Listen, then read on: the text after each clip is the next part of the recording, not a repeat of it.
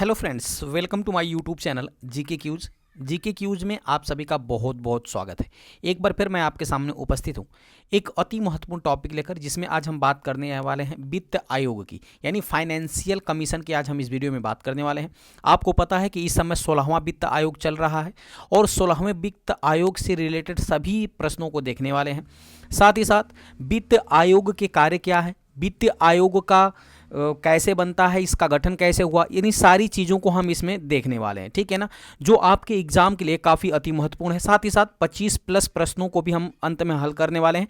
तो वीडियो में शुरू से अंत तक जरूर बने रहिएगा। और अंत में अगर वीडियो की क्वालिटी और कंटेंट अच्छा लगा तो चैनल को सब्सक्राइब करते हुए बेल आइकन दबाना मत भूलिएगा, ताकि जो भी मैं वीडियो अपलोड करूँगा उसका नोटिफिकेशन आपके पास पहुँच सकेगा। तो चलिए शुरुआत करते हैं। देखिए, अगर मैं बात करूँ फ्रेंड्स वित्त आयोग की, तो देखिए वित्त आयोग की पहली बात कि यह क्या है। वित्त आयोग जो होता है ना फ्रेंड्स, यह एक संवैधानिक निकाय है। याद करिएगा, वित्त आयोग जो है संवैधानिक निकाय है, यानी इसका उल्लेख जो है वो संविधान के आर्टिकल 280 में दिया गया है। ठीक है ना, इसका उल्लेख कहाँ मिलता है, तो संविधान के आर्टिकल 280 में। तो इस प्रकार कह सकते हैं कि भारत के संविधान के आर्टिकल 280 में केंद्रीय वित्त आयोग के गठन का प्रावधान दिया गया है। और यह एक क्या है फ्रेंड्स, तो संवैधानिक निकाय है। पहला प्रश्न आपका यहीं से बनता है कि वित्त आयोग क्या है, तो आप बताएंगे कि वित्त आयोग जो है ना, यह एक संवैधानिक निकाय है। ठीक है ना। अच्छा, वहीं पे आपसे पूछ लेगा कि योजना आयोग क्या है, ठीक है ना, या फिर आपसे पूछ लेगा कि नीति आयोग क्या है। तो देखिए, योजना आयोग और नीति आयोग ये दोनों जो है ना, ये गैर संवैधानिक निकाय है। क्या है, गैर संवैधानिक निकाय, यानी कहने का मतलब है कि इसका जो उल्लेख है ना, योजना आयोग और नीति आयोग का उल्लेख संविधान में नहीं है, जबकि वित्त आयोग का उल्लेख संविधान में है। किस आर्टिकल के तहत है, तो आर्टिकल 280, ये आपको याद रखना है। ठीक है ना। अच्छा, अब हम आगे बात करते हैं कि वित्त आयोग का गठन कैसे होगा, इसकी संरचना क्या है, और इससे रिलेटेड कुछ इंपॉर्टेंट पॉइंट को भी हम आगे वीडियो में देखने वाले हैं। ठीक है ना। तो चलिए शुरू करते हैं। देखिए, गठन की अगर मैं बात करूं तो याद रखिएगा, वित्त आयोग की स्थापना होती है 1951 के अंदर, यानी 1951 में वित्त आयोग की स्थापना हुई थी। और वित्त आयोग का गठन कौन करता है, तो वो करता है भारत का राष्ट्रपति। ये आपको याद रखना काफ़ी महत्वपूर्ण है कि वित्त आयोग का गठन कौन करता है, तो वो करता है भारत का राष्ट्रपति करता है। तो ये भी चीज़ें आपको याद रखना है। किस आर्टिकल में है, आर्टिकल 280, ये भी आपको याद रखना है। स्थापना कब होती है, तो 1951 में वित्त आयोग की स्थापना होती है। ठीक है। देखिए, राष्ट्रपति हर 5 वर्ष के लिए वित्त आयोग का गठन करता है। आवश्यकता अनुसार 5 साल पहले भी वित्त आयोग का गठन कर सकता है। तो पहला चीज कि वित्त आयोग का गठन कौन करता है, तो ये करता है राष्ट्रपति। कौन करता है फ्रेंड्स, तो राष्ट्रपति करता है, वित्त आयोग का गठन करता है। देखिए, प्रश्न पूछा जाता है, ये भी आपको याद रखना है।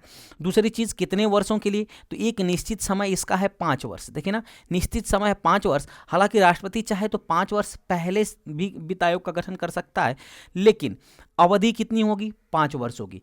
लेकिन एक पॉइंट और याद रखिएगा, अगर राष्ट्रपति चाहे तो अपने इच्छानुसार वित्त आयोग का गठन कर सकता है। तो ऑप्शन में अगर रहेगा कि वित्त आयोग का गठन कितने वर्षों के लिए होता है, तो अगर ऑप्शन में 5 वर्ष भी दिया है, 2 वर्ष भी दिया है, 3 वर्ष भी दिया है, और उसमें एक ऑप्शन अगर आपको दे दे कि राष्ट्रपति के इच्छा अनुसार, तब आप टिक करेंगे राष्ट्रपति के इच्छा अनुसार। ठीक है ना, ये आपको याद रखना है। ठीक है। तो वित्त आयोग की स्थापना कब होती है फ्रेंड्स, तो 1951 में होती है। और इसका गठन कौन करता है, तो राष्ट्रपति करता है। ठीक है ना, आपको याद रखना है। और किस आर्टिकल में वित्त आयोग का वर्णन किया गया है, तो संविधान के आर्टिकल 280 में। ठीक है। चलिए आगे बढ़ते हैं। अगर मैं संरचना की बात करूं, स्ट्रक्चर की बात करूं, तो याद रखिएगा, जो राष्ट्रपति है, फिगर के माध्यम से समझते हैं। ये जो मान लीजिए राष्ट्रपति जो है ना, एक अध्यक्ष, याद रखिएगा, एक अध्यक्ष और 4 पूर्णकालिक सदस्यों की नियुक्ति करता है। यानी राष्ट्रपति जो है वो वित्त आयोग का गठन करता है, जिसमें एक अध्यक्ष होता है और 4 जो होते हैं वो पूर्णकालिक सदस्य होते हैं। ठीक है ना, तो याद रखिएगा। और ये जो सदस्य है, इनकी योग्यता क्या होनी चाहिए, तो इनकी योग्यता होनी चाहिए कि उच्च न्यायालय के न्यायाधीश के योग्य हों, यानी इनकी योग्यता हो कि ये उच्च न्यायालय के न्यायाधीश बन सके। ठीक है ना, या उच्च न्यायालय के न्यायाधीश की योग्यता रखते हों। दूसरा चीज़ है कि वित्त मामलों की इनके अंदर समझ होनी चाहिए। तीसरा, अर्थशास्त्र का विशेष ज्ञाता होना चाहिए। तभी राष्ट्रपति जो है ना, अगर जो व्यक्ति इन योग्यताओं को धारण करता है, उसी के अनुसार राष्ट्रपति जो है वो उसको अध्यक्ष या फिर पूर्णकालिक सदस्य के रूप में नियुक्त कर सकता है। तो इस प्रकार ये जो संरचना है वो बनती है वित्त आयोग की। ठीक है ना, तो ये भी आपको याद रखना पड़ेगा, क्योंकि सीधा सीधा आपसे एग्जाम में प्रश्न बन सकता है। आगे बढ़ते हैं, आगे देखिएगा वित्त आयोग के कार्यों की अगर मैं बात करूं, वर्क की बात करूं, तो वित्त आयोग का जो कार्य होता है ना फ्रेंड्स, वो होता है, याद रखिएगा, केंद्र सरकार और राज्य सरकार के बीच करों यानी टैक्स के वितरण की हिस्सेदारी को तय करना।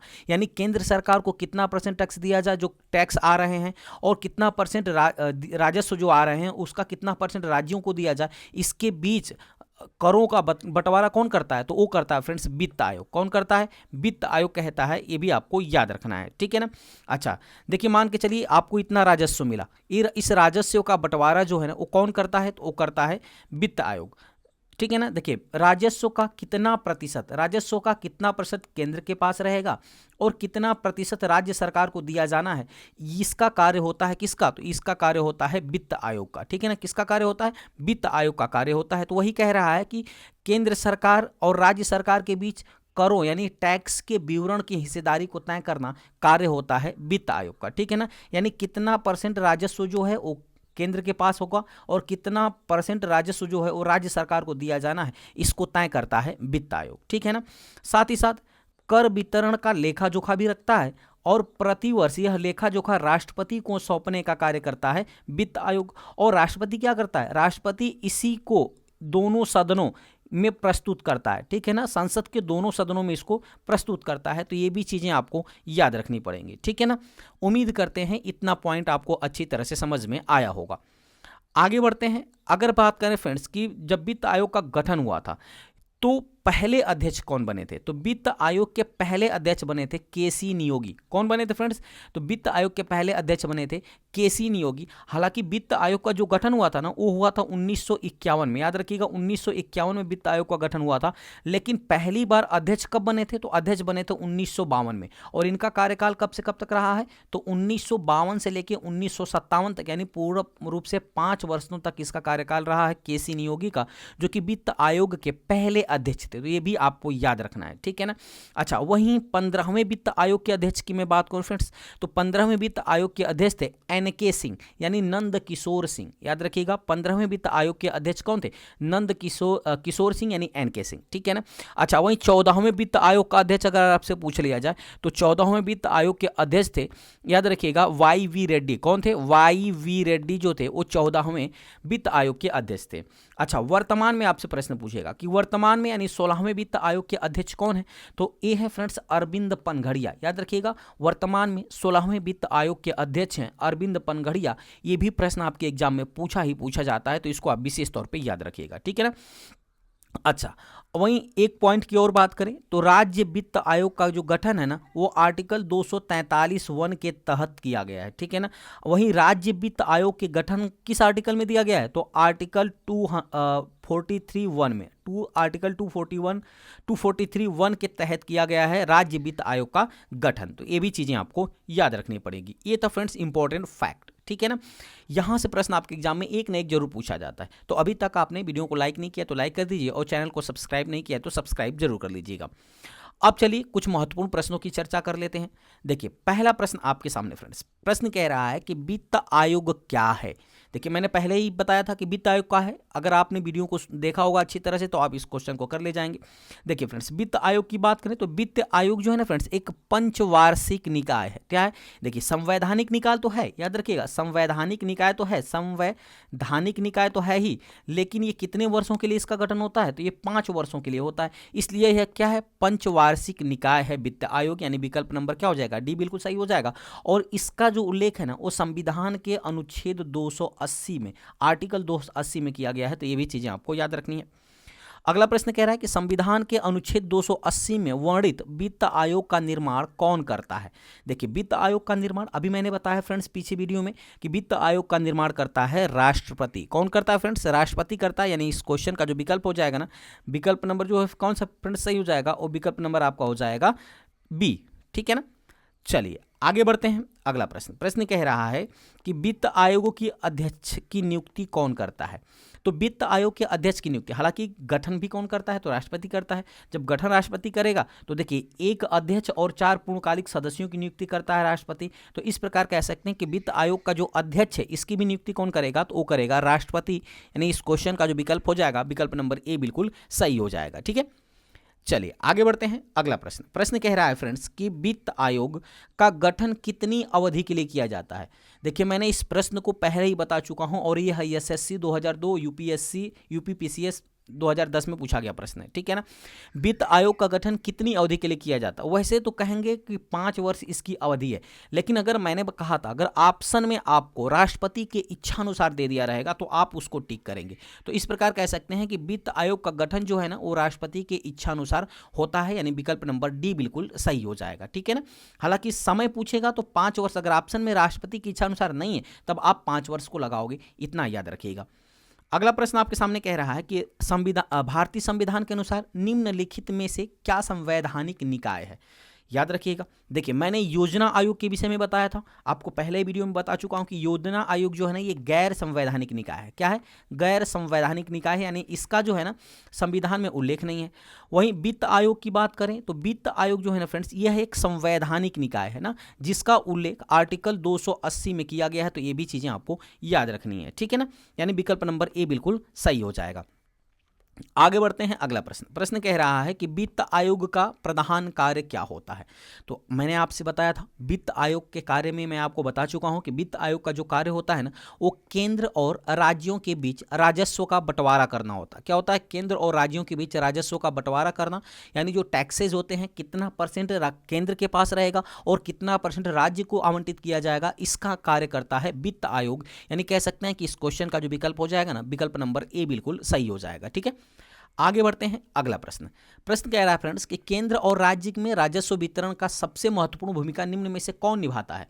देखिए राजस्व वितरण में मैंने बताया कि राजस्व वितरण में वित्त आयोग का जो है ना यही जो है महत्वपूर्ण भूमिका निभाता है, यानी वित्त आयोग। कह सकते हैं कि इस क्वेश्चन का जो विकल्प हो जाएगा विकल्प नंबर बी बिल्कुल सही हो जाएगा कि केंद्र और राज्य के बीच में राजस्व वितरण में महत्वपूर्ण भूमिका निभाता है वित्त आयोग, ठीक है।